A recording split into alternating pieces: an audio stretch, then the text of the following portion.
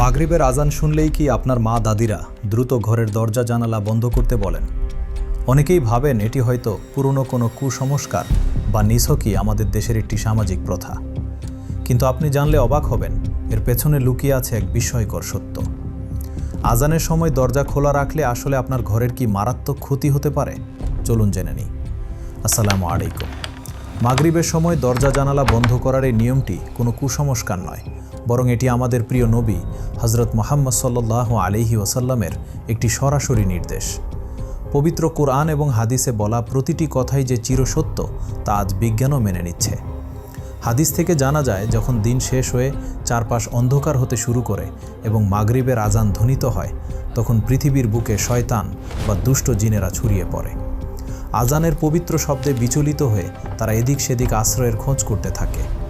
ঠিক সেই সময় আপনার ঘরের দরজা বা জানালা যদি খোলা থাকে, তবে তারা খুব সহজেই সেখানে প্রবেশ করার সুযোগ পায়। এখন আপনার মনে একটি লজিক্যাল প্রশ্ন আসতে পারে, জিন বা শয়তান তো অদৃশ্য, দরজা বন্ধ করলেই কি তারা আটকে যাবে? এক সাহাবীও ঠিক এই প্রশ্নটি করেছিলেন রাসূলুল্লাহ সাল্লাল্লাহু আলাইহি ওয়াসাল্লামকে। এর জবাবে মহানবী সাল্লাল্লাহু আলাইহি ওয়াসাল্লাম জানিয়েছিলেন একটি অসাধারণ কথা। তিনি বলেন, যখন কোনো মুসলিম বিসমিল্লাহ বলে মাগরিবের সময় দরজা বন্ধ করে, তখন আল্লাহ তাআলা সেই ঘরের সুরক্ষার জন্য স্বয়ং পাহারাদার নিযুক্ত করেন এবং শয়তান সেই বন্ধ দরজা আর খুলতে পারে না।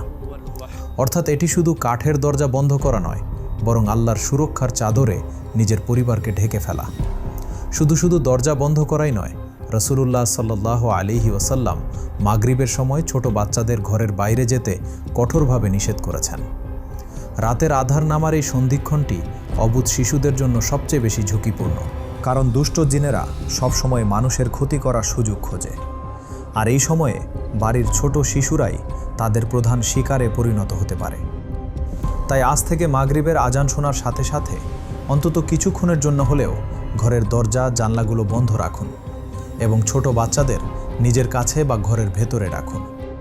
আপনার এই ছোট্ট একটি আমল বা সতর্কতা আপনার পরিবারকে বড় কোনো অদৃশ্য বিপদ থেকে বাঁচাতে পারে।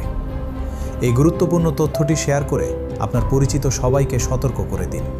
আর এমন অজানা এবং দরকারি ভিডিও নিয়মিত পেতে ভিডিওলজি পেজটি ফলো করে আমাদের সাথেই থাকুন। আল্লাহ হাফেজ।